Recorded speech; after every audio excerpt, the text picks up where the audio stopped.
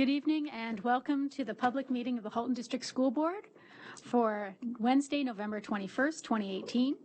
At this moment, I'd like to remind everyone that this meeting is video voice recorded and live streamed from the hdsb.ca website. I would also like to ask that you turn any devices to silent mode. There are no actual absences of trustees. It looks like Trustee Gray is not in the meeting, but she is on the phone. And superintendents, though it looks like most of them are not in the room, they're actually here. It's a figment of your imagination. No, they have some phone calls that they have to make. So we are now up to acknowledging the lands, and Trustee Pappen will be doing that.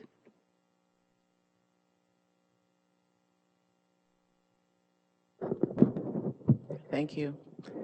Halton, as we know it today, is rich in history and modern traditions of the many First Nations and the Métis, from the Anishinaabe to the Attawandaron to the Haudenosaunee and the Métis. These lands surrounding the Great Lakes are steeped in Indigenous history. As we gather today on these treaty lands, we have the responsibility to honor and respect the four directions: land, waters, plants, animals, ancestors that walked before us, and all the wonderful elements of creation that exist. We would like to acknowledge and thank the Mississaugas of the Credit First Nation for sharing their traditional territory with us. Thank you. Thank you. Are there any declarations of possible conflict of interest? Seeing none. Next, we are up to the agenda. Could I have a motion to approve the agenda? Trustee Reynolds, seconded by Trustee Collard. Is there any discussion on the agenda? Seeing none.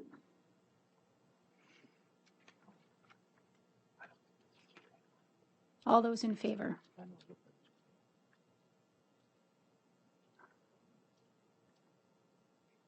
That passes unanimously. Thank you very much.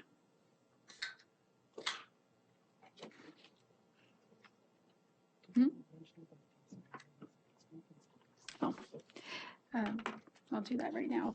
Just a note that the Inspire Awards, which normally come at this spot during the first meeting of every month, will be happening next meeting, the special meeting on the 28th of November.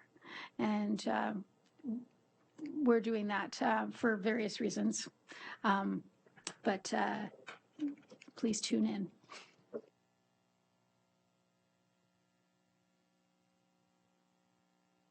We have no delegations this evening, but we do have one presentation, number 231, Human Rights Symposium, Indigenous Realities. Superintendent Etoff, welcome to the table.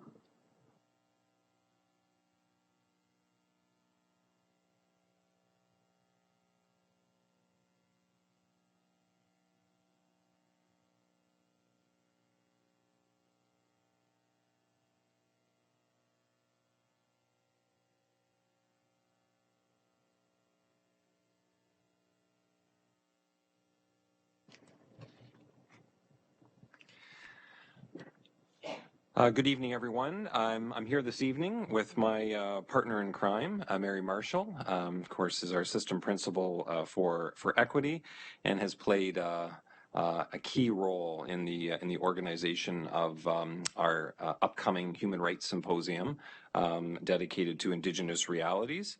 The symposium will be taking place on December the 4th. And the focus of the day will be on the rights of Indigenous people, as well as their current realities. Sorry. Thank you.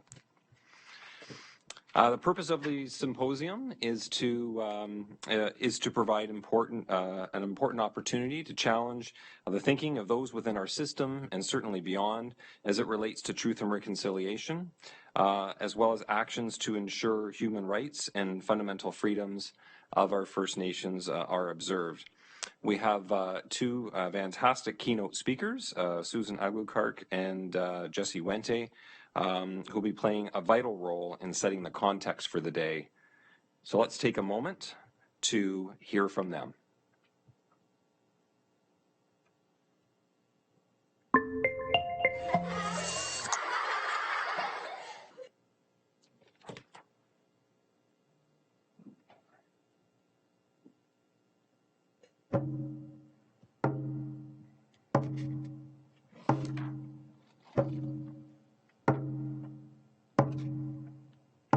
Hi, my name is Jesse Wente. I'm an Anishinaabe writer, broadcaster, public speaker, and the director of the Indigenous Screen Office. We're living in a time when the relationship between First Nations and non-Indigenous people here in Canada and on all of Turtle Island is at its utmost importance, and it's time, long time, that we have the important conversations so we can solve the important issues to find a new pathway forward to live in a world that is more equitable for all.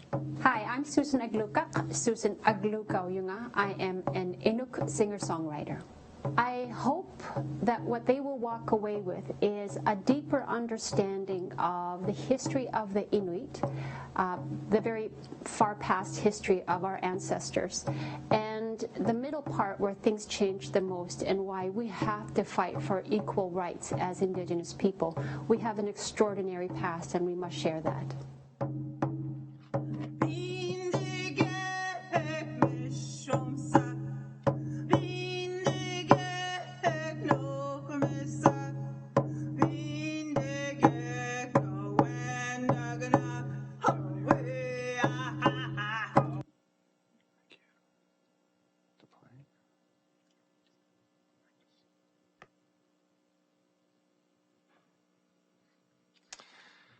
Thank you. Beyond our keynote presentation, attendees will be able to engage in various workshops by a wide array of presenters, and we have a list of those before you. Topics to include, again, a wide variety of topics from decolonizing and Indigenous rights, feeding our roots, a Moose Cree perspective, Inuit rights in Canada, my journey from adoption to reclaiming my identity, and so on and so forth. And as you see, we even have a group of our very own students from Aldershot who are going to be leading one of our workshops, which is very exciting. In terms of registration, we have a full house. It's packed. We are currently have closed our registration. We have reached our maximum capacity. However, there are still a few spots remaining for those who reach out directly to us in the director's office.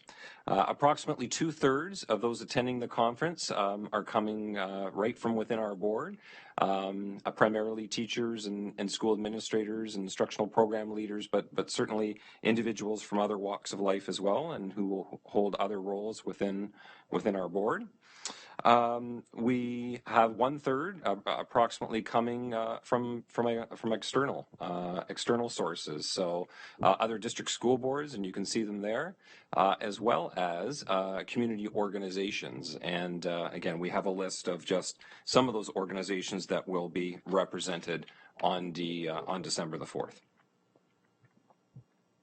And that's it. So miigwech to all those who have assisted with the planning, and there have been many, not to mention our steering team. Some of you are around the table. And we also, again, as always, thank our Board of Trustees who are instrumental in their vision for this work and who have supported us every step of the way for many years now, and certainly have been the impetus for us feeling confident in taking this next very public step forward and really getting into the heart of truth and reconciliation, which is really about ensuring that the human rights of all are valued. Thank you. Thank you very much, Superintendent Etoff and Principal Marshall.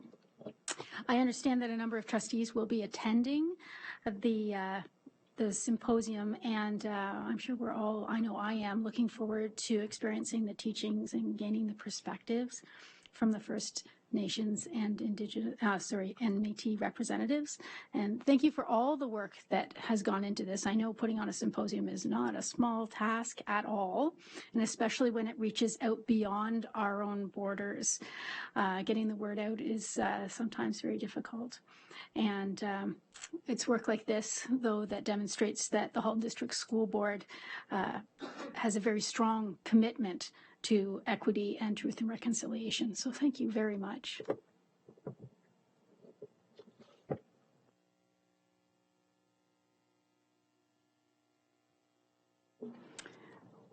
Okay, now we're up to our consent agenda items. I know I'm actually going to ask to pull the capital update to have a discussion, but does anybody else want to pull anything?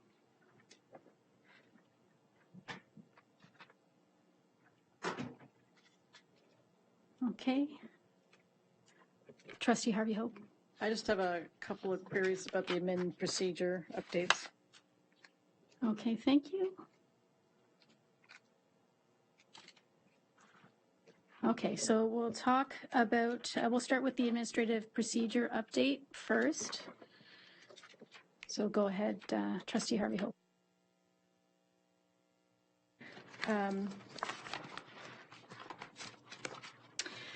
First question, I guess, is it says rescinded, but we don't say why. So I presume there's a good reason, probably don't need it anymore or something, but I'm just saying rescinded doesn't necessarily, the vacations, non-teaching staff, there's only one that's been rescinded. So that's the first one.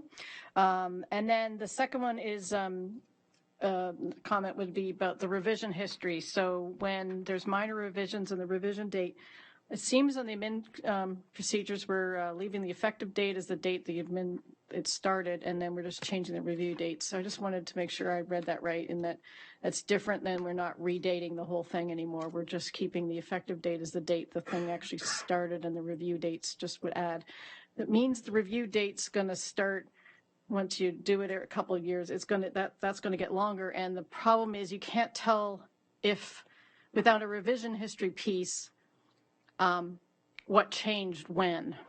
And so again, current to my other comments that I've made, if you don't know when things changed and the auditors go back and hold you to something that was in place at a certain time, having a static version of it or knowing what was changed would be useful. Now, minor things, no big deal, housekeeping, but if something like changed as far as one of them is in the rates, for instance, in the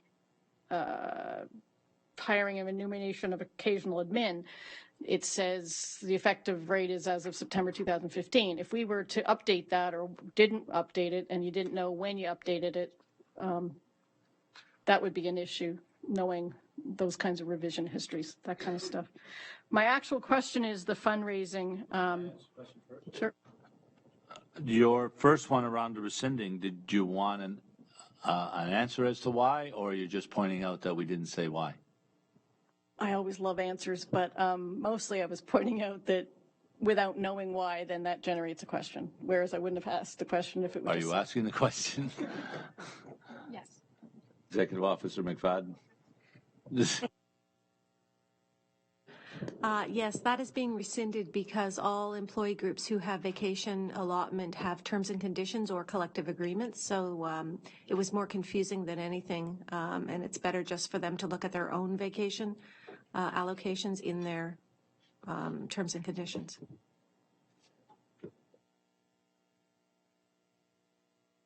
Should I go on with my other one?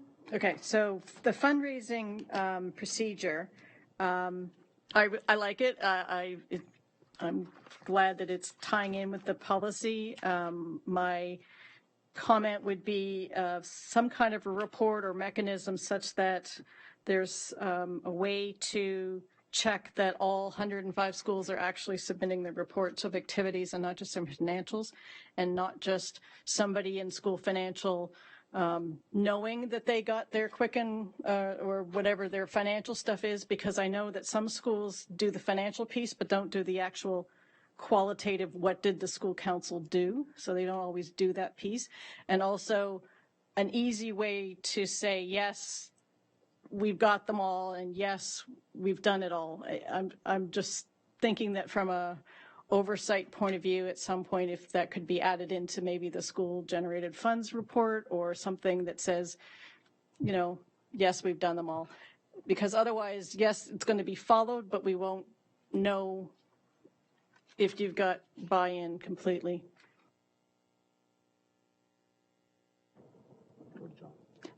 Superintendent Pennyfather. In reference to the school councils, could you flesh that out for me a little bit about what you'd like to see there? Because there are some regs that pertain to that. Right. So they're supposed to do an annual report of their activities plus their financials. Yep. And a lot of schools will submit their financials to the school services department in business services, but the actual activity or the annual report or whatever to the parents never sees the light of day. And I've been asking for it 8+ years for a lot of schools, and even all of mine, I haven't seen them all. So when it says it's supposed to be posted on the website, we've had issues with websites being updated. It says it's supposed to be circulated to the parents. You know, trustees should be copied on that so that they actually know that their schools have these reports done. And I know that each level is doing what they're supposed to do. The superintendents check the principals, and the school finances checks the finances, but there's no really pulled together of, well, are they all actually being done, and could there be places it could be improved? So first of all, I agree. There are places where it can be improved, and we're doing training for chairs and treasurers on the 27th of November and the 6th of December. And we have a fair amount signed up for that, and then we will send out the training materials to all school council chairs. And you're right, there needs to be both a financial and a report of activities. That's done in varying degrees by the different school councils, and that will be part of our training. The expectation that there is a report of some kind. Some handle their activities by posting all minutes on their website, and some keep the binder in the office, that kind of thing. But you're right, that is something that we'll be discussing in our training. The financial side is a little easier because now that they don't have separate accounts for school councils, their funds are monitored through the head secretary or business manager, and so that all the in and outs and those kinds of things are very transparent and very easy for our board financial staff to check up on. But in terms of the communication piece to parents, I agree that that's something we can work on. As long as it's short. It is. The point about the financials is not so that the board staff can follow up. It's so that the parents in the school can know what's spent. And sometimes what comes out of the integrated system out of the school isn't necessarily broadcast in a way that's easy to be read. So improvement can be made there, but there are examples and best practices of schools that do it really well. So, Trustee Collard, are you speaking to this? No? Okay. Are you speaking to the update? Actually, I wanted to speak to the order paper. Okay, go ahead. Okay. When we reviewed the order paper at our last meeting, I took notes, and I thought that M120204 was going to be grayed, and that we would be getting an update on M130073 this week. Am I talking too fast? Yeah. Sorry, it's the first two. Yeah, the second one. Sorry, through you, Chair Drabens, to Trustee Collard. On the second one, we will be bringing the update. We're just not quite got it sorted out yet. So. And the first one should have been great. Yeah, it should be great. You're correct. And then the other one that I wanted to ask about was M140158. I thought that was going to admin council on the 12th, and I was just looking for an update. David, do you want to give an update? Yeah, it did. That one, we have started to have some conversation, and really we're just talking now about sort of the process to deal with that. Thank you very So much. that will come. And we will be bringing that to the board. Okay, and I'm the next speaker. This is about the capital update report. I'm the trustee. Well, my area includes Robinson High School as well as 7 feeder schools into that school. And I had a super council meeting on Monday, and people are really concerned that there's the phase 2 of the addition and other work that is supposed to be completed for next fall doesn't seem to be moving forward. And I have noticed on the capital update that we're waiting for some sort of approval to go to tender on that. And so could you speak to that specifically?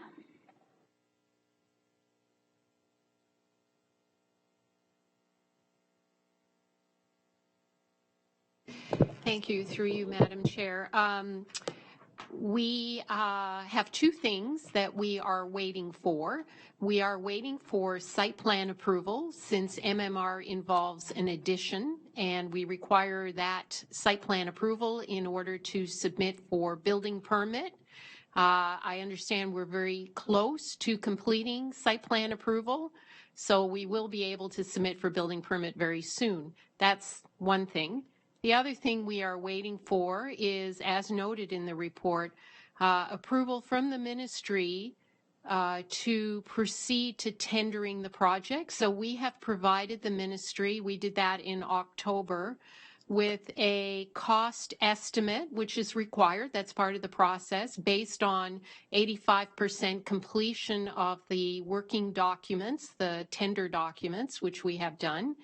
And we have been responding to a variety of questions from the ministry about the MMR project, both phase 1 and phase 2. So we are waiting to hear from the ministry that we can proceed to issue the project for tender. Through your chair of events, to all trustees, the ministry did approve the money and the project in capital priorities in January 2018. So it's the money is available, etc. We are just waiting for approval. There are several approval processes in all of these. We have to get approval for the capital priorities and approval for architects, approval for tenders, etc., and so on.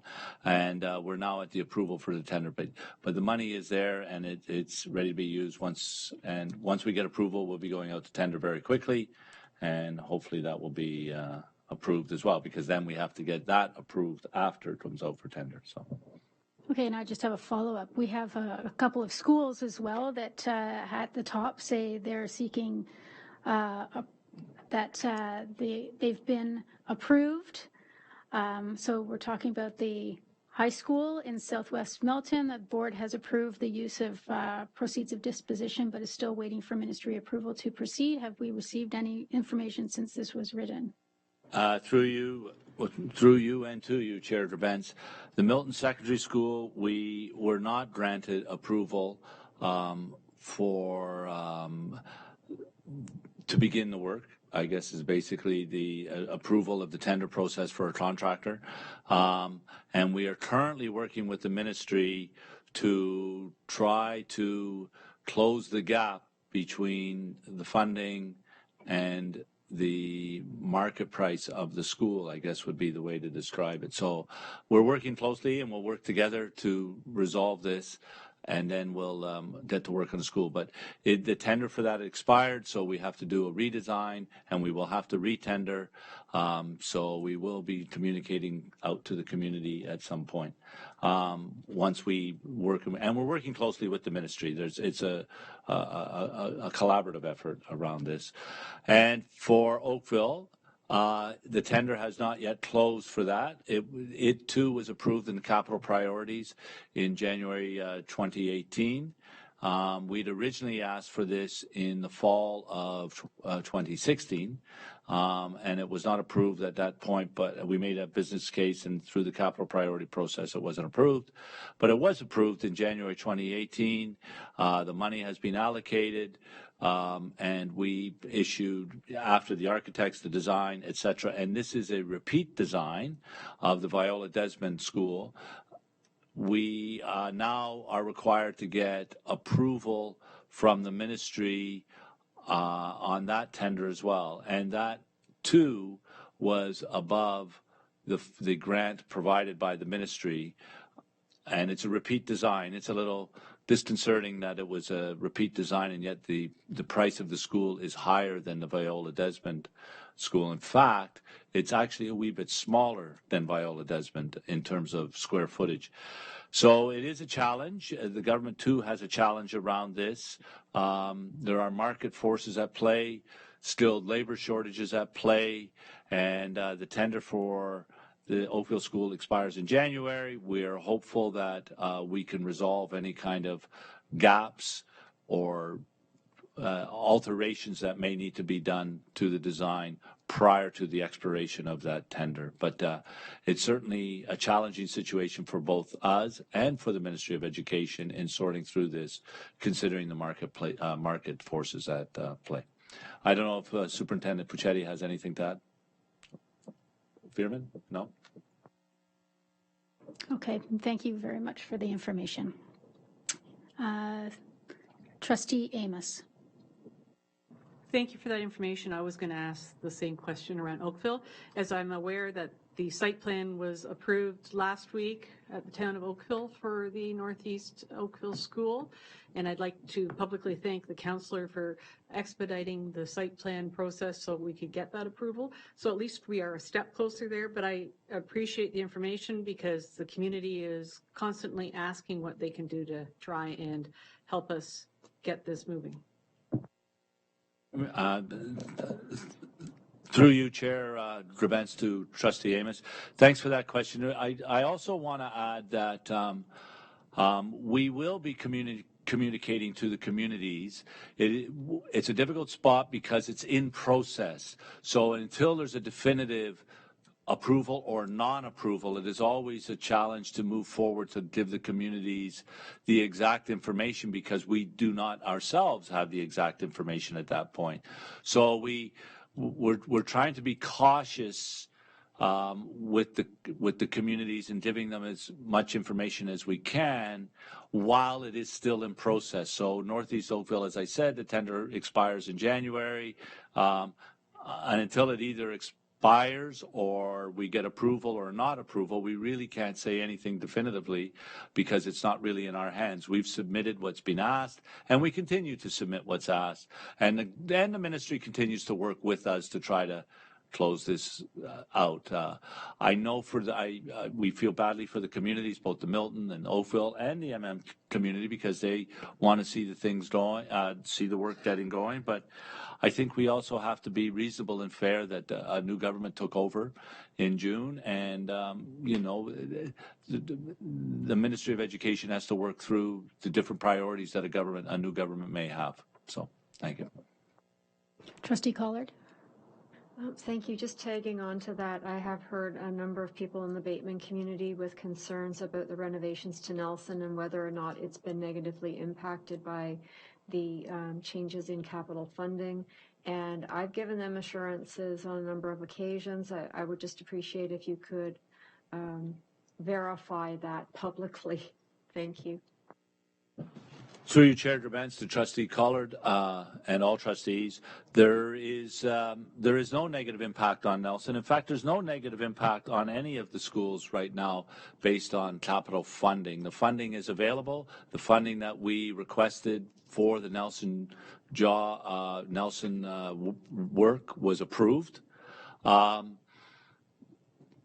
there is no negative effect other than the fact that the way we phased it in, we're trying to finish the Robinson job first, then move to Nelson to do that. So there may be an impact in that there's a bit of a delay, seemingly a delay. I can't say for certain that there's seemingly a delay in the approval around going out to tender, but there is certainty around the funding available.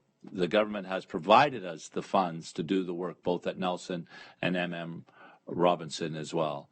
So I don't foresee any negative impact that I know of unless there's a delay. I would like to take the opportunity to talk about what contractors and our cost analysts are telling us, and I may ask Superintendent Puccetti to step in.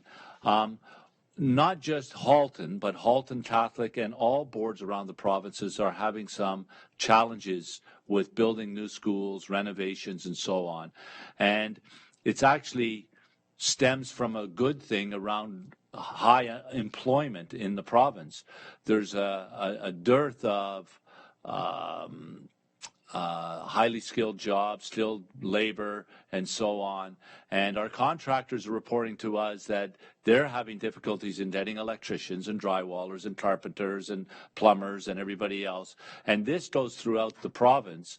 And there's that's causing, there's also delays in the sales of stuff. We're in a climate now where there's tariffs being put in place on steel and aluminum and other things. So it's a very challenging marketplace for our contractors.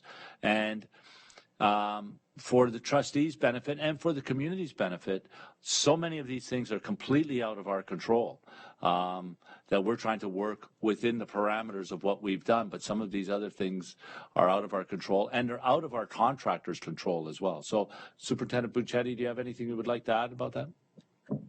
Okay, and thanks for the opportunity to provide that climate check on that. Trustee Harvey Hope. Thank you. I'm going to piggyback on this conversation about schools and delays. I know we're undergoing 2 boundary reviews on who's going to go to the new high school and who's going to go to the new Oakville school.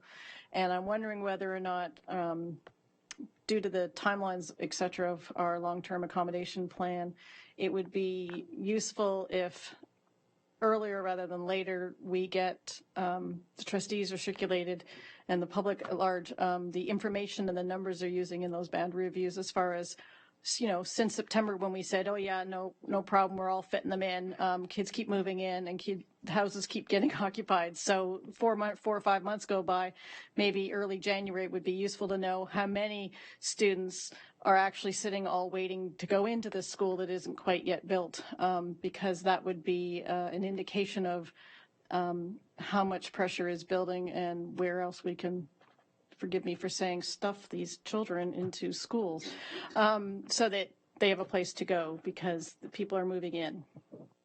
Through you, Chair Drabantz, to Trustee Harvey Hope. We have not started the Milton Secondary School boundary review process yet.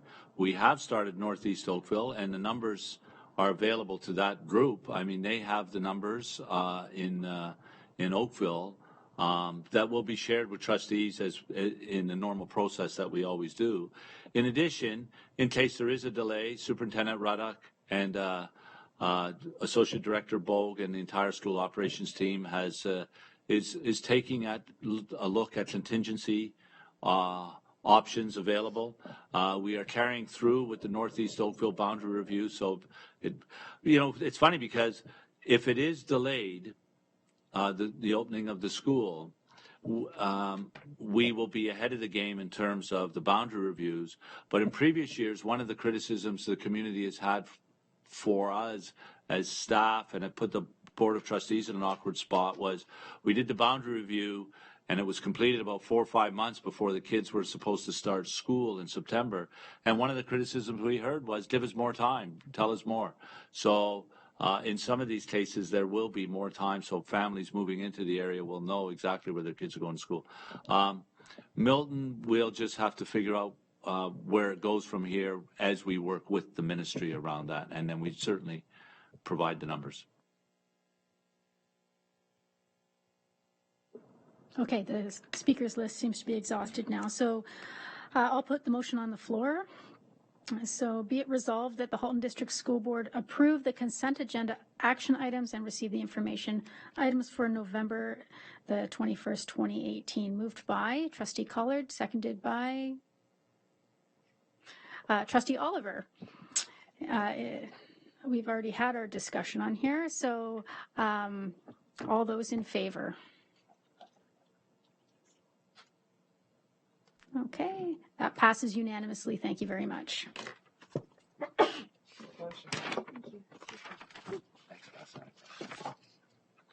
We are now up to our ratification action items. Yes. Vice Chair L. Harrison, do we have any business from private session that requires approval?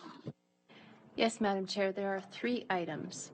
The first one, be it resolved that the Halton District School Board approve the resolutions from private session November 21st, 2018 with respect to legal matters, report 18160, and I so move. Seconded by Trustee Reynolds. All of those, any discussion at all? Seeing none, all those in favor?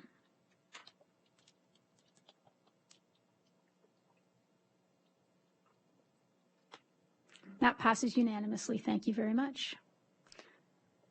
Okay, motion number 2. Be it resolved that the Halton District School Board approve the recommendations from private session with respect to the Audit Committee, and I so move. Seconded by Trustee Harvey Hope. Any discussion on this? Seeing none, all those in favor?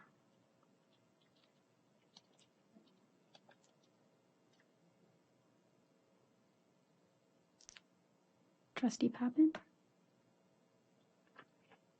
Thank you very much. That passes unanimously. And item number 3 from report 18159, be it resolved that the 2018 Director's Performance Review be approved in accordance with the Director of Education Annual Performance Review Policy. Be it further resolved that the Halton District School Board approve the goals for the Director of Education for the 2018-2019 school year as appended to report 18159 and direct the Director to post them on the Board's website.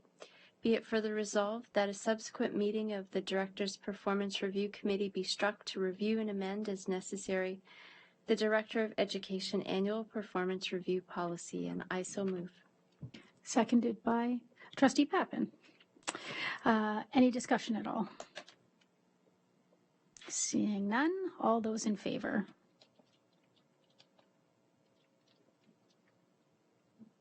And that passes unanimously. Thank you very much.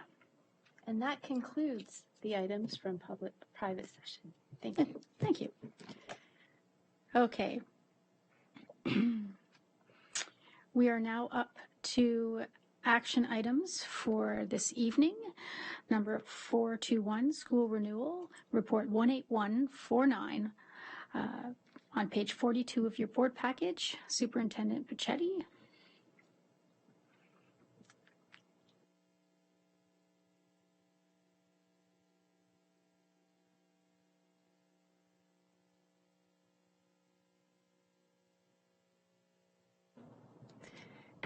Thank you. Through you, Madam Chair. The report, which I presented last week, details the school renewal plan for our existing buildings. There are 2 different funding sources that we can look at, School Renewal Grant and School Condition Improvement Grant.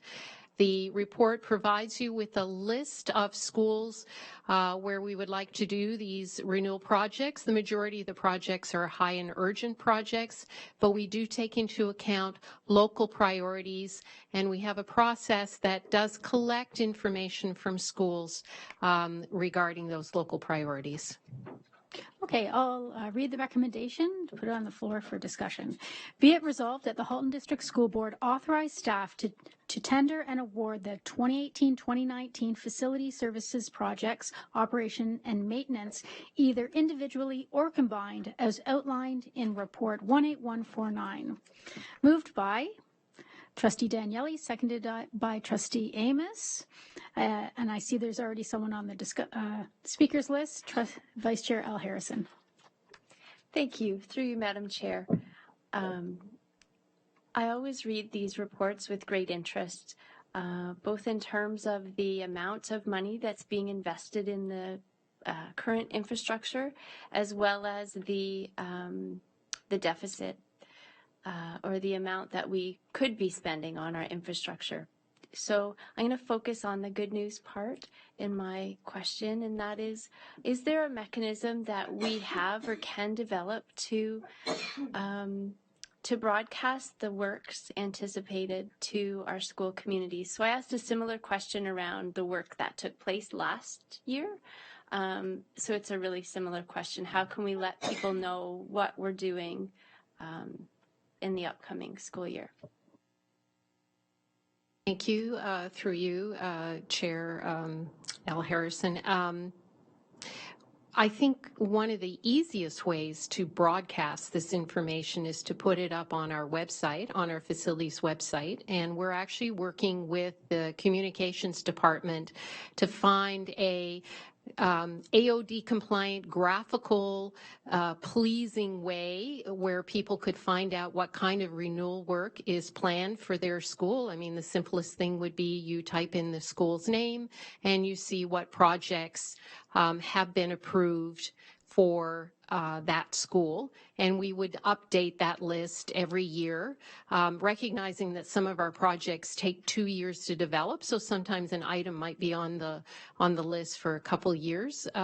So that, I think, is probably the most straightforward 21st century way of broadcasting the news of how we invest in our schools. That would be really great, I think. You know, we can point to the report for context in terms of what we could be doing, but in terms of what we are doing, I think it would be great for public confidence in public education that there is such a tool that people could go in and take a look. And especially the year-by-year thing, if that was there as well, that would be great. So that it sounds like that is that's in the works. Awesome. Thank you. Okay, Trustee Harvey Hope. Thank you. Thank you for this new format of the report. I'm thrilled that one can tie things in. So I like the idea of having a way for the community at large to go back and know what's coming. A couple of years ago, I had the report. I knew a whole long list of projects were heading to one of my schools, but it didn't really hit me on they were going to be bundled up, and it was going to be like, oh, I really noticed as I drove by. But when I read it, it didn't kind of pop out at me because they weren't bundled in the report in that way. So also the carry forwards, knowing what's still outstanding and making sure that we're tracking that things don't accidentally stay on the carry forward list for a long time. Because in the old days, we had a black box of carry forwards and we would see the new projects, but we wouldn't actually see what was in the carry forward and what was being pushed. So you couldn't actually really tell whether or not one project had been bumped along the list. One of the projects I think that has been bumped along the list is some leftovers from Ward 3 Park renovations to EJ. Things that said, oh, well, we'll do it next year, we'll do it next year, we'll do it next year. It was pointed out to me on Friday, Remembrance Day ceremonies, that certain things had never actually gotten finished. So that's one thing I'm going to follow up on, because it had never been sort of told back to me or brought back to me, because with changing admin and changing students, people don't always realize that things were supposed to get done. So that's an idea of just making sure we have a system for tracking what got pushed would be useful too. If I can respond to that, to also say one of the other things we have initiated in facilities is we have a new project management software program that is has a little bit more robustness to it than an Excel spreadsheet. It's the tool that principals can use to enter in projects. It's the tool that we use to evaluate all the projects, but most importantly, it also has a very strong archive function. So if a project is deferred or a project is submitted but can't be approved for this year for a variety of reasons, it's still kept and captured in that list. So I'm really hoping that that's going to help us keep that history of requests that come in and work that and how work gets done.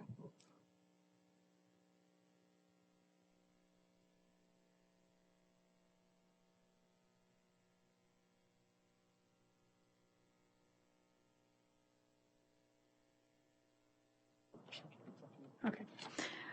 Trustee Reynolds. Thank you, through the chair.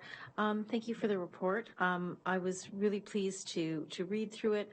I love how it identifies the category, and there's category, and that I'm most interested is the accessibility piece. As we get closer to 2025, I'm assuming this will be filled with accessibility modifications that will be needed to be done, or will that be a completely separate entity? And I'm just wondering if you could speak to where we're really going to see those changes coming. Thank you. I think that's a very good question to ask as we look at that 2025 date. So many of the larger accessibility projects that this board has undertaken, primarily elevators, are funded through Close the Gap. So you will not see them reflected in school renewal. What you will see reflected in school renewal are things like some washroom upgrades, as well as adding accessibility features such as automatic door openers. But the allowance for accessibility at this point for those types of projects is around $200,000 a year, and we did not break out the individual projects. That usually comes a little bit later as we work with Superintendent Zonveld and the special needs program people to try to identify some of those projects. So I have to say, I think we are all hoping and looking for additional funding from the ministry. That date is looming close, and there has really been no additional announcement of funding to support schools to undertake this work. So Halton District is a little bit ahead of the game in that you identified funding through Close the Gap a few years ago, and we've been working on adding elevators, but there is so much more to do, and we would really need to see a large funding push towards getting that done. Sure. So to that end, what are we going to do if there is no funding, or what are boards doing? How are they planning for that? What precautions or funding budgetary considerations are they making at this point? That's a good question. I'm not quite sure what all boards are doing with regards to this. I mean, right now, if you have a portfolio that is primarily older buildings built before 1980, or a significant amount of buildings built before 1980, when the building code changed and included barrier-free elements, you're going to have a very hard time trying to bring those buildings up to date. So, you know, there are also different degrees of how compliant you need to make your buildings. What the building code currently has a very high degree of barrier-free elements in the design. I don't think we would be able to match that in any of our pre-1980 buildings. What we can do is establish a baseline in terms of accessibility to each floor, accessible entrances and exits, accessible bathrooms, accessible water fountains, but there's so much more in a current building in terms of accessibility. You would not be able to bring an older building up to that level. So, Trustee Chowdhury. Thank you through the chair to Superintendent Bichetti. The question I have, first of all, I want to thank you for this report, the information, and I applaud you on moving forward with this on your website. The question I have is this the type of information that principals or admin staff at schools, can they speak to this at parent council meetings? thank you for the question. So once the report is approved at board, we would send an announcement to all the principals to remind them to check the list.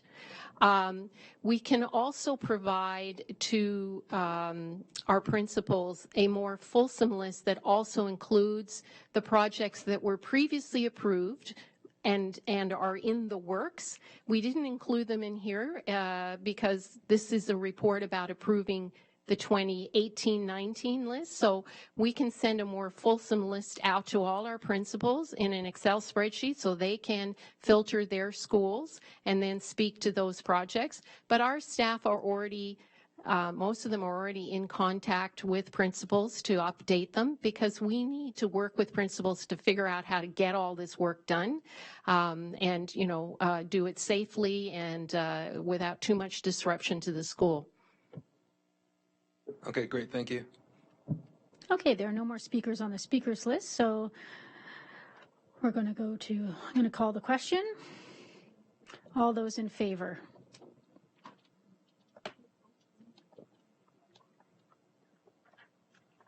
That passes unanimously. Thank you very much. Okay, now we're up to communications to the board. The first item is number 5.1, which is the student trustee report. Go right ahead. Thank you, Madam Chair. So I'll be getting the student trustee report, and just to make a roadmap, I'll be talking about our previous executive committee meeting, and Trustee Clark, will be talking about the next student senate meeting. So at our previous executive committee meeting, which was on November 10th, it was held at Dr. Frank J. Hayden Secondary School's library from 3 to 5. And basically, we have set up some dates for committee meetings, specifically the Student Governance Policy Committee, the Student Senate Constitution Committee, and the Halton Youth Leadership Symposium Committee. And they have had their meetings already. Is that correct? Yes, that's correct. And the executive committee will plan to schedule their last meeting in 2018, sometime in early December, and to prepare for our next year's agenda. And I'll pass it off to you. Thank you very much. This report is very short tonight. We got a lot of stuff off our plate last time, so we're just giving you some stuff what we've been done in the interim. So our next meeting of the Student Senate will be held on November 27th from 6 p.m. to 9 p.m., being divided into the 3 sections as we've described before. Some student senators have asked for a Senate-run Cultural Inclusivity Committee and Environmental Consciousness Committee, and they will start with and run within the Senate. And the Executive Committee stands behind this completely and will support those committees in every way possible. On another note, the HDSB shift team will be making a special appearance at the next Student Senate meeting, thanks to one of our executives who has set that meeting up for us, so we're very thankful to him. And just an important thing to note, the Student Senate Constitution will be our major December action item. The Student Senate Constitution will need to be ratified by the Board of Trustees to become officially in place. However, the Student Senate and the Executive Committee and ourselves, Trustee Meng and I, will act as if the Constitution is in place until it is ratified by the Board of Trustees. And we've actually been operating as if it is in effect at this point in time, and things have been running very smoothly from our end. So that is the end of our short little report. If any trustees have any questions, please let us know. We do have someone on the speakers list. Trustee Harvey Hope. Thank you, through you, Madam Chair. I just would like a little bit more fleshed out on what this Cultural Inclusivity Committee, the idea behind it, or what it's for. So we had a student senator, a couple student senators at the last Senate meeting approach us and ask if it would be appropriate for them to have a committee advocating for more more equality between people of different backgrounds, making sure that everyone feels welcome at the Student Senate, making sure that we as students are being listened to regardless of our background, our creed, nationality, everything behind that. We support this initiative as we think student senators need the opportunity to meet and discuss these types of issues during Student Senate time. Thank you for the explanation. I was just curious whether it was, related to the Senate itself or whether it was student body as a whole. That's all. I understood kind of the idea. Thank you. Okay, Vice Chair Al Harrison. Thank you very much. Through you, Madam Chair. My question is, how old is the current Constitution, and what are the major changes, if you could say, that have been enacted in practice already? I'm just curious for what's coming down, what could potentially be coming. I'm so very glad you asked that question. This is the first Student Senate Constitution. There has never been or ever have existed a document that organizes the Student Senate in the same way we have.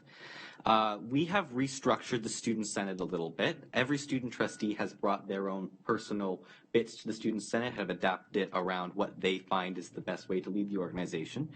Trustee Mang, along with our trustee advisors and staff advisors, have decided on a little more of a parliamentary approach. So as we've discussed in previous student trustee reports, we take motions now at Student Senate, empowering the student trustees to act on the Student Senate's behalf. So that is a different approach that we've taken. That's one of the many examples where student senators now have the opportunity to direct the student trustees to advocate directly on their behalf. So we are taking what we do around this board table, for example, and direct the Director of Education to do something. Instead, it is the Student Senate directing the student trustees to advocate on their behalf. That is one of the many different changes coming, but we will have a much greater discussion once we bring that to the board table. Okay, there are no more speakers on the speakers list. Thank you very much for your report. Okay, so now we're up to action items for November 28th, which is a special board meeting. Number 521, the 2017-18 financial statements and accumulated surplus balances, report 18146 on page 51 of your board package. Superintendent Veerman, welcome to the board table.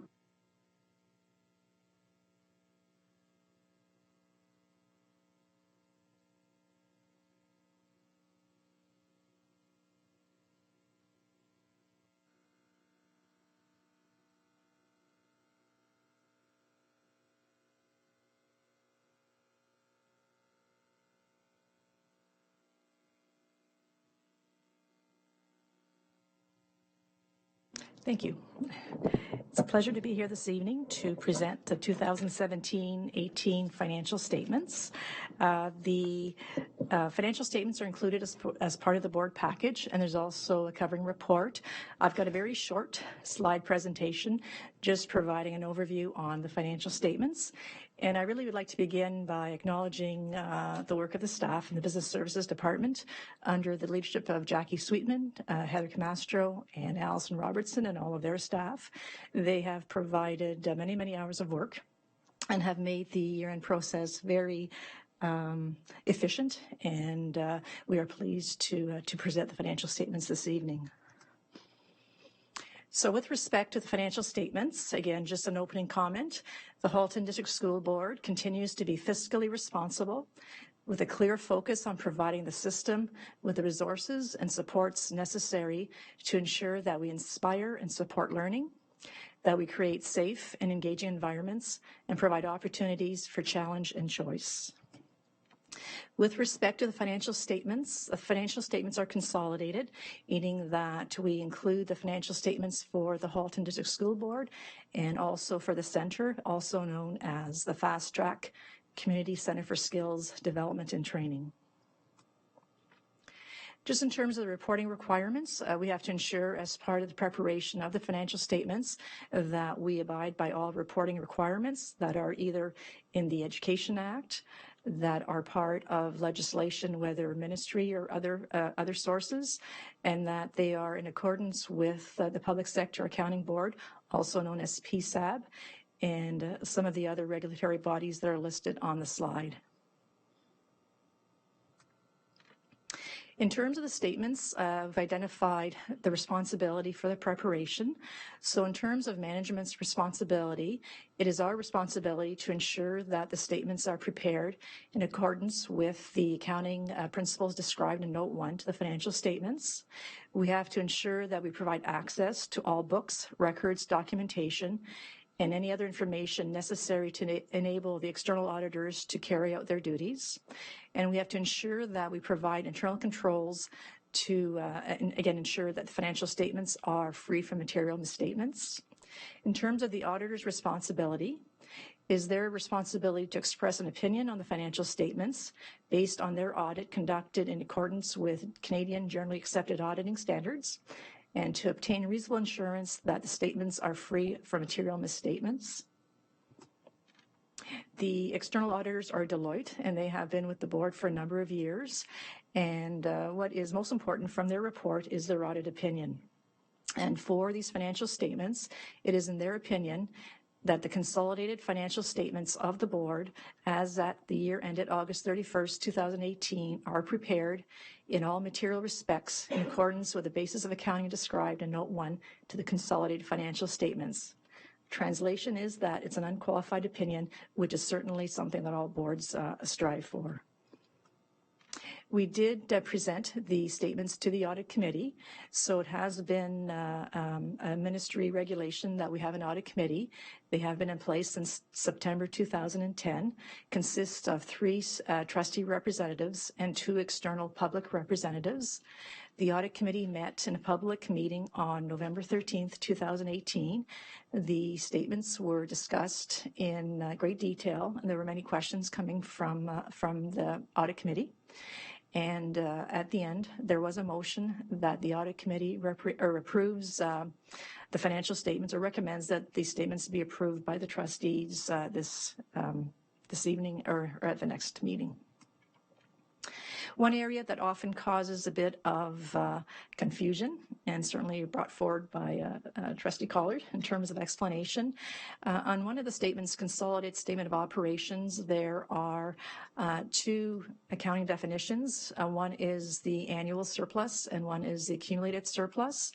So the information that's presented on the statement of operations is based on the Public Sector Accounting Board, their PSAB definition, meaning that additional items such as capital assets and employee future benefits form part of the definition. However, many of those items are restricted either by regulation and or legislation and are not available to support some of the operating initiatives that one would expect as part of the operating budget. However, what I can report is from the operational perspective, the operational surplus in the prior year, we had a very strong financial position, indicating that we have ended the year with a $1.6 million surplus, approximately 0.2% of the approved budget. So with a budget over $750 million, this is pretty much break even in terms of the operational perspective. The report that is included in the package, Report 18146, does provide a recommendation with respect to some motions or recommendations that Admin Council is presenting to the trustees. We have our regular year-end forwards, roll forwards, so those are items that either of a contractual or departmental nature, we are requesting they roll forward to next year. Also, as part of the surplus, we're recommending that an allocation of $749,000 be put into multi-year operational plan initiatives for future discussion and use by the board. And also a motion or recommendation to approve a reallocation of funds. So we want to ensure, based on information presented earlier by Superintendent Pichetti, that we have enough funds to address the ongoing needs under Closing the Gap. So we are recommending a reallocation for Closing the Gap and also a small allocation of $300,000 for technology. So the report, again listed in the agenda package, provides the recommendations for 2 of those areas and also recommends approval of the financial statements. And once the board approves them, which they are coming back next week, then we will be providing the financial statements to the ministry and also posting them on the board website. I can certainly respond to any questions specific to the financial statements, but at this point, I will turn it over for possible questions from the trustees. Okay, your presentation was quite good. I saw people go on the list and then come off the list. So congratulations to you. There is no one on the speakers. You snuck on. Trustee Harvey Hope. No, it's not a question. It's just a thank you. This will be your last set of financial statements with our board, and you did a very good job of explaining it at the audit committee, and you answered all of my questions at the audit committee, which is why there are no questions here for me. And I just wanted to thank you and all of your staff for a wonderful job, and we've come a long way, 8 years, and you've taken all of our suggestions and you've made them very readable, and every year you get fewer and fewer questions. So you've done a fantastic job. So I just wanted to say that. Excellent. Thank you so much. We'll see you next week at the special board meeting.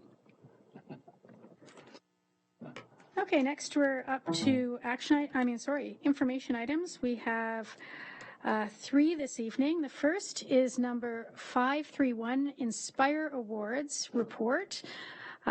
Report number 18157 and on page 54 of the board package. And this is Trustee Gray. Are you there, Trustee Gray? Okay, in Trustee Gray's absence, Trustee Reynolds is ready to speak. Thank you, through the chair. I have the privilege to speak on Trustee Gray's behalf, and I'll give you her words. And then I'll add my own at the end. As it was intended, the Inspire Award is reaching out and honoring individuals from far and wide in the schools, the school board, administration, and the community. It is gratifying to see the nominations being received by all stakeholders in education, from students, teachers, parents, community members, and to date, 157 nominations have been successful. This number includes both individuals and groups. Especially rewarding for the Board of Trustees is to participate in the presentation of these awards of the first board meeting in each month, or at the individual award winner's workplace. As mentioned in the report, in an effort to continuous improvement, the Inspire Awards Committee meets regularly from time to time to review and revise as needed the nomination form, the evaluation guide, and the award celebrations held at the board. I'd like to personally thank Trustee Gray for stick handling this committee, reminding us monthly evaluations, recruiting trustees to participate, and reminding us to continuing to share out to our communities that the Inspire Awards are an easy way to and a lovely way to recognize folks who are engaged with our students. Also, thank you to staff member Susan Thrasher, who had provided our committee administrative assistance. And thank you to all trustees who continue to support this initiative, as I believe that this is why it's so strong. Are there any questions for Trustee Reynolds at all? Of course you can make a comment. Through you, Chair Drabantz, to Trustee Reynolds and all trustees and Trustee Gray, I can tell you from a staff perspective that these are really, really, truly positive development that this board has initiated and implemented. And it has garnered all sorts of goodwill, but more importantly, has actually inspired our staff. And I'm not exaggerating. There are many staff that I know at some of the school, there's, when there's presentations here, it's usually just family that shows up. But some of the school ones, lots of the staff shows up to watch it and so on. So I want to thank trustees for helping to create a positive climate. I think we all agree, in order for our students to achieve and be successful and their well-being looked after, we also have to do that with all our staffs and our parent volunteers and community people that work in our schools, and you've done so. So as director of all the staff, I want to thank you for doing so. Thank you. Thank you for your kind words. So we're going to move on to the next information item, which is number 532, Trustee Expenses, Report 18147 on page 92 of your board package. Superintendent Veerman, welcome back. Thank you. Through the chair, this is a report that's presented on an annual basis. It again summarizes trustee expenses on a cash basis incurred during the year. The report provides a summary of the actual policy and the type of expenditures that form part of the expenditure policy. And then the details provide a summary of board paid and a summary of discretionary expenditures. And it is, again, part of the process that the actual trustee information is posted on the board website by December 31st. I've also summarized the reserve balance per trustee motion or direction. Any amounts that carry forward from one term to another are put into a reserve and are then presented as part of trustee motions for use for a PD nature. And again, I've provided a summary of all of the expenditures and motions that have been approved by the board. At this point, I'd be pleased to answer any questions. Seeing no questions, thank you very much. Okay, we're going to go on to the next item, which is number 533, Education Development Charges, Report 18148 on page 95 of the board package. Superintendent Veerman. Thank you. Again, as part of the year-end financial process, there's a requirement that the treasurer of the board prepare an annual statement of education development charges, and this is the report that meets that requirement. A little bit more information in this year's report based on the activities that have gone on over the last number of months, meaning the bylaw that, or the motion for revised bylaw that was presented to the board in June, and some of the actions that ensued after that.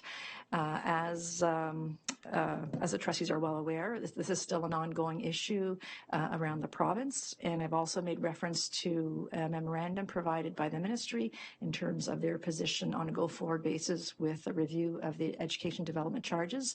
So I anticipate over the next few months there'll be more information, more direction coming from the ministry. However, this presents the information as of August 31st and a summary of the types of expenditures that have flowed through the account. And I'd be pleased to answer any questions. We do have a speakers list. Trustee Collard. Thank you. Through you to Superintendent Veerman. I find it a little bit troubling that our opening balance was $4 million less, or less in arrears than our current balance is. We have accumulated $4 million more in deficit. In the last few years, we'd been working very hard to make that deficit go away, and now this year we're going in the opposite direction. I know that you only have an obligation, or I believe you only have an obligation to report this to the board.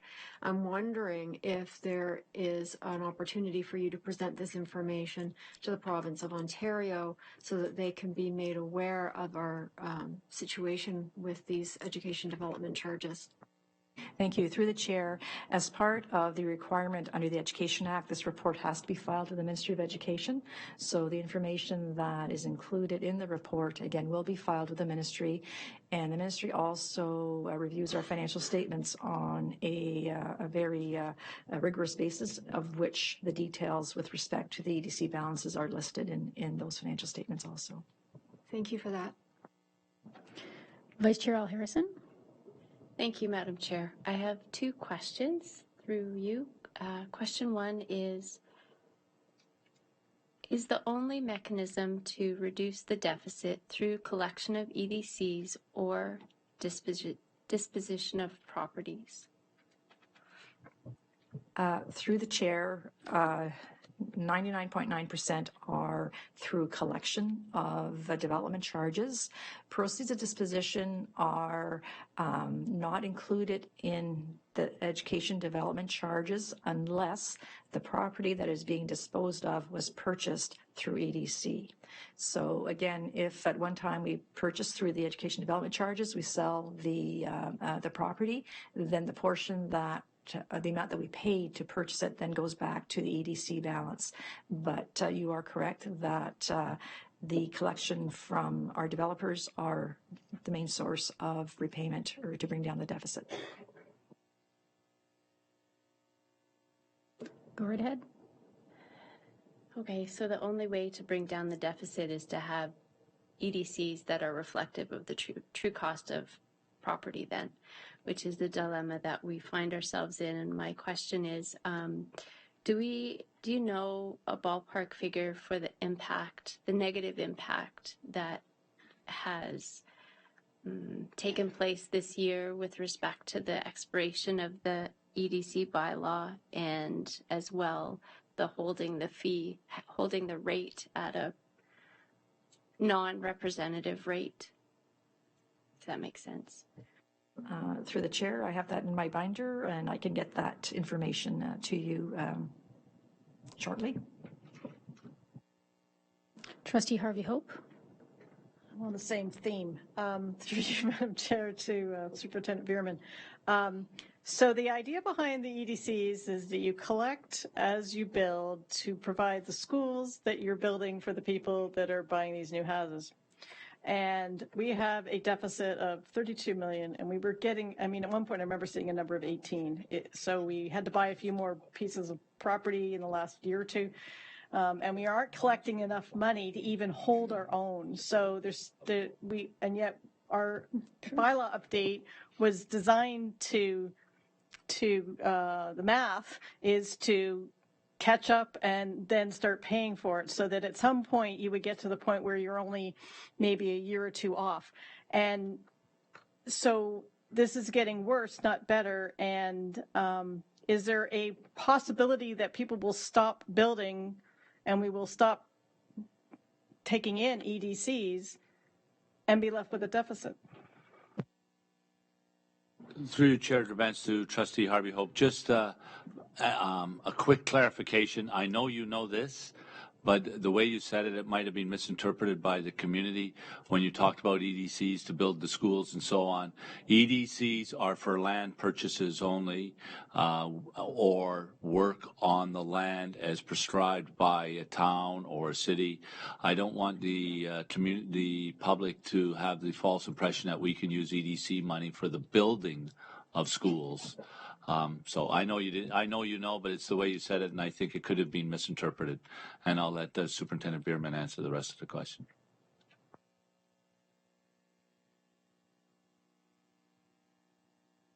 Through the chair, I believe the director did provide the summary of the method we use to finance the property or the land of the school. I'm sorry, I don't have the information here, but I can certainly get that to you for the next meeting or through email.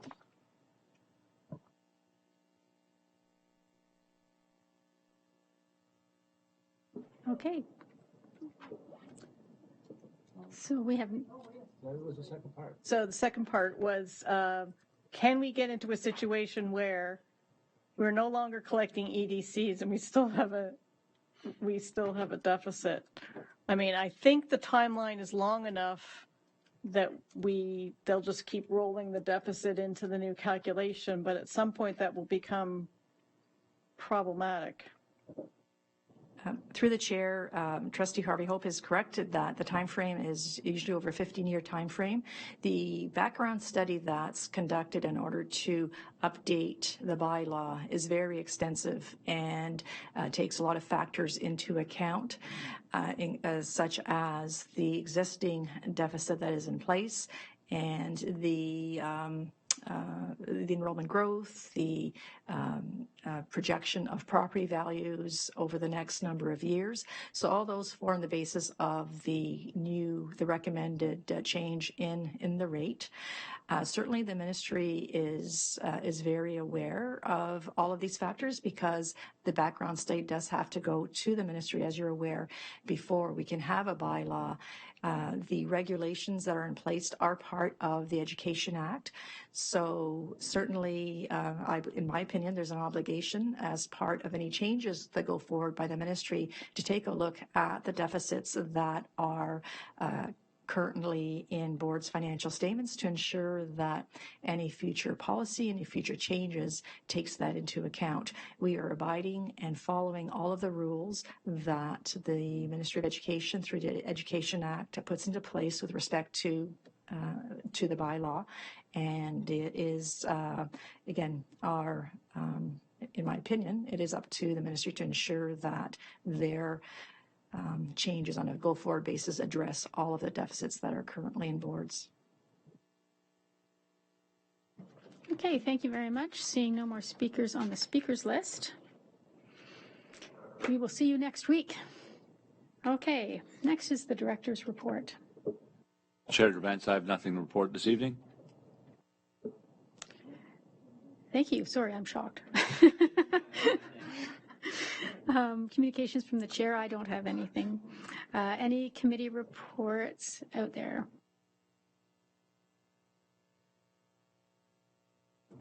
Seeing none. Okay, we're up to trustee questions and comments. Trustee Amos. Thank you.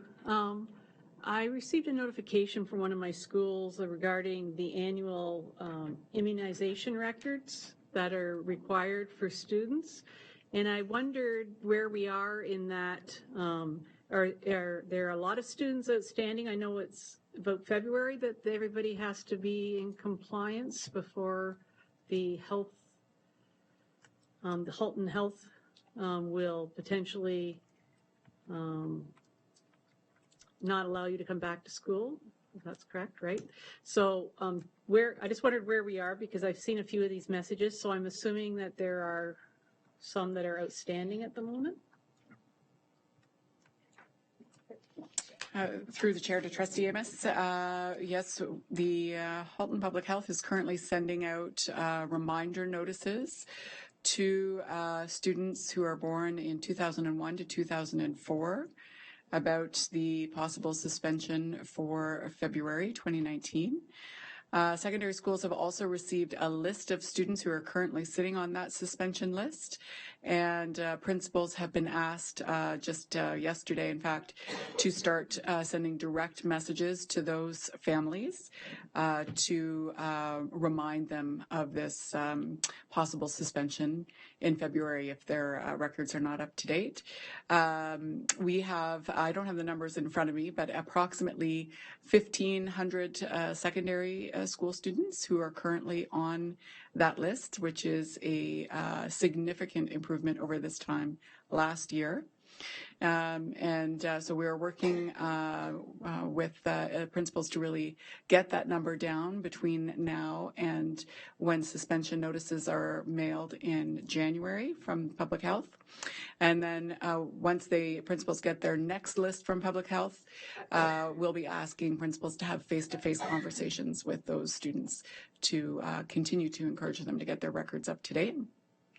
For elementary, this year, Public Health will also be suspending students born in 2010. So those are grade 3 students whose immunization records aren't up to date.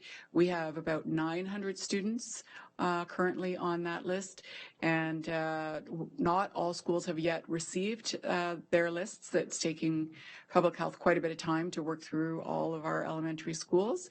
But elementary administrators were asked today that once they get their list, that they have that personal contact via email first, and then in the new year, it'll be a phone call to parents encouraging them to get their records up to date with Public Health. And that suspension occurs in March. So we've got a little bit more time with the younger ones. Thank you very much. Trustee Harvey Hope. To follow up on that one first, the idea being in a lot of these records are the immunizations have been done, but they haven't been updated their records. And that's one of those cases where the doctor's office and OHIP pays for the vaccine, and yet for some reason they can't coordinate the information to the proper authorities. So it's one of those strange situations. My comments, though, were last week on the advice of, and I've done it every year, but on the advice of the director of making sure that all of us went to a school-based Remembrance Day ceremony. I would just like to say I went back to one of my schools. I usually rotate all the way around. I've been to all of them at one point or another in the 8 years. Went to E.J. James, and they had a lovely ceremony that included the A Pittance of Time video that I'm sure all of you see. I circulate it every year. And a lovely display of all of pictures of students, grandparents, and family members that were had war experience. But they also had a teacher who talked to the students about his particular experience serving in Latvia recently. And so I found it quite a moving ceremony in that they had present and past and things that were related to the students, and also a particular song that the whole school learns that has action. So it was a very lovely ceremony, and I would just like to thank all the teachers who put so much effort into these ceremonies, because I know all of their hard work plays out on how the students experience Remembrance Day. So just thank you for that. Trustee Gray.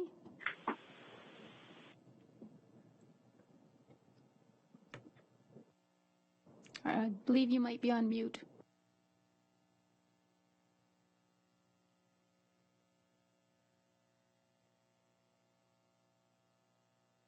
Trustee Gray, we still can't hear you.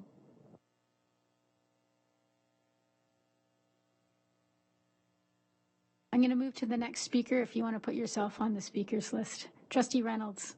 Thank you. I just wanted to remind the public and trustees around the table, for those of you who missed the iSTEM presentation at Aldershot School, it's now on the website.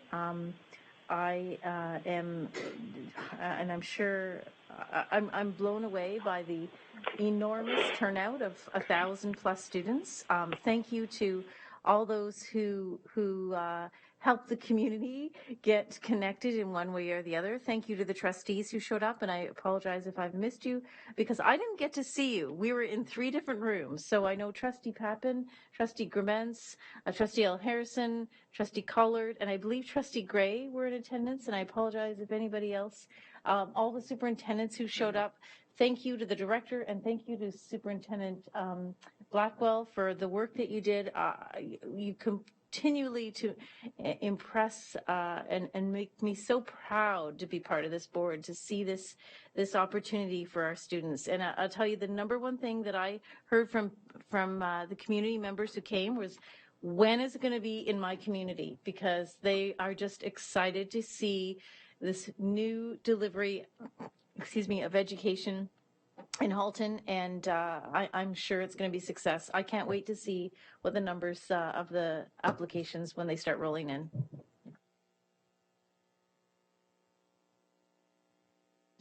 Trustee Pappen. Thank you. I just have 2 things to share. The first is that I attended the Remembrance Day Service at Nelson High School.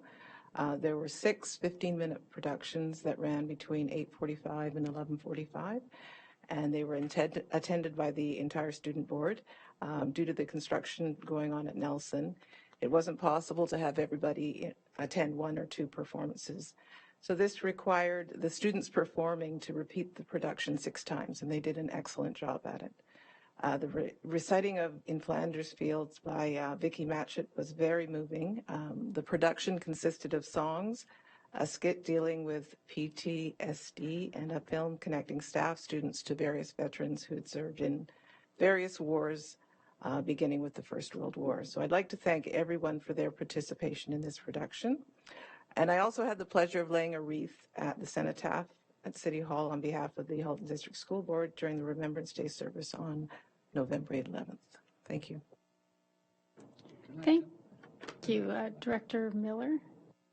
Thank you, Chair Drevents. I do have just a comment for, and it was Trustee Pappen that sparked my brain. I want to thank Trustee Oliver for going to the Oakville one. You very much impressed at least one of our principals who was there, who sent me an email about your presence there at the Oakville Cenotaph and stuff. So thank you. Okay, we're going to try. Trustee Gray, can you hear me? Yes, I can. You can go right ahead then. Yes, I actually had a question for Superintendent Blackwell, but it's very much along the same lines as the comments made by Trustee Reynolds. My extension, perhaps, of Trustee Reynolds' comments was to Superintendent Blackwell, just along the next steps for those individuals who were in attendance and who were interested to proceed forward. If she could just remind us of what those next steps might be.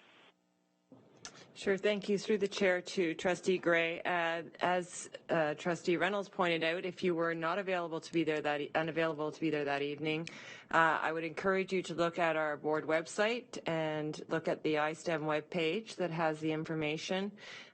We also have an email address should people have questions that they want to reach out to the school, and also through our board email.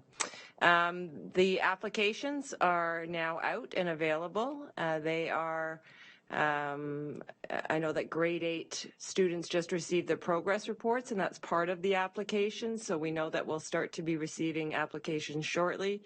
The applications are due January 19th, 2019, and families will hear back. I believe the date is February 5th or February 8th. It's written on the application, so families will have that prior to making decisions for course selection.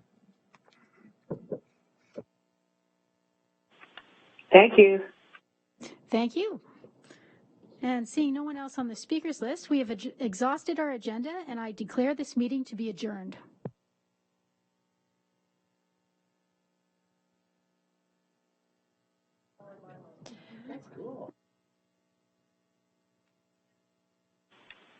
I second that. Not if the trustees are exhausted.